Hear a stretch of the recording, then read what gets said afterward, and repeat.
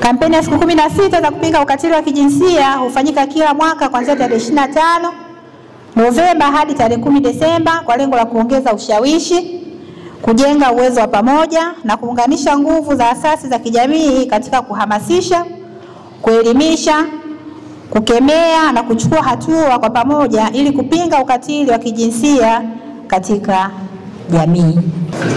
Lakini vile vile katika kampeni yetu hii ya kupinga ukatili ya kijinsia ya mwaka 2025 inasema tuungane kutokomeza ukatili wa kijinsia mtandaoni.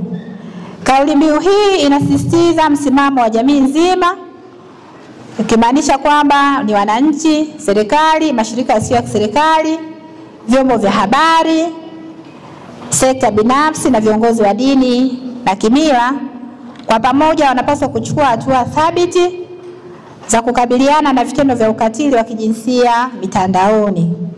Wote tunashahidi jinsi ambavyo kwa sasa mitandao imekuwa kichocheo kikubwa cha ukatili wa kijinsia katika jamii. Kupitia mitandao kuna watumiaji wanaofanya vitendo vya unyanyasaji, kutusi, kudhalilisha, kutisha na kusambaza picha na video ambazo zipo kinyume na maadili ya Mtanzania.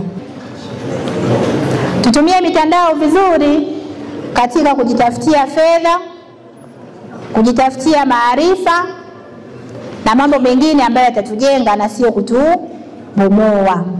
Siku 16 za kupinga ukatili wa kijinsia ni juhudi za serikali pamoja na wadau mbalimbali katika kutokomeza vitendo vya ukatili wa kijinsia ambavyo vinafanyika katika jamii yetu. Sote tunafahamu kwamba ukatili unafanyika kwa namna mbalimbali. Kuna ukatili kwa njia ya vipigo, kuna ukatili kwa njia ya vitendo vya ngono kwa maana ulawiti na ubakaji.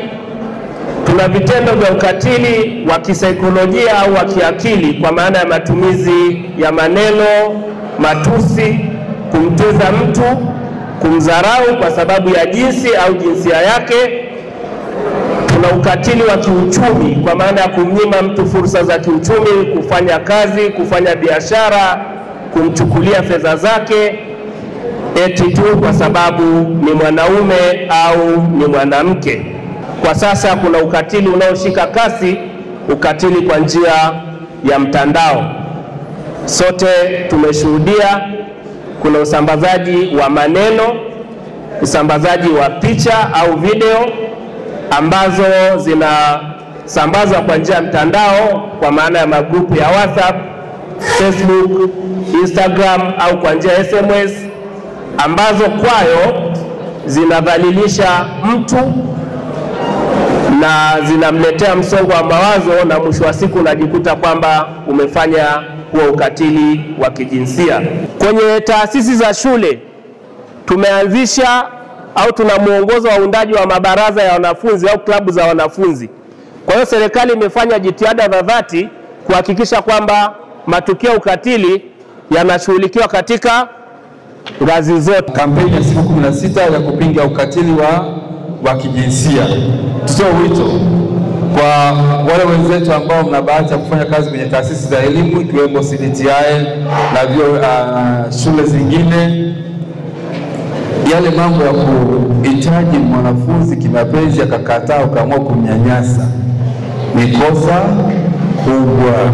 Tutende haki, watu wajifunze, waelimike, wakafanye kazi. Usiolee watoto wetu, acha wajifunze. Umepewa dhamana kufundisha, fundisha, wajifunze, wafanikiwe, wakayafanye hayo baadaye.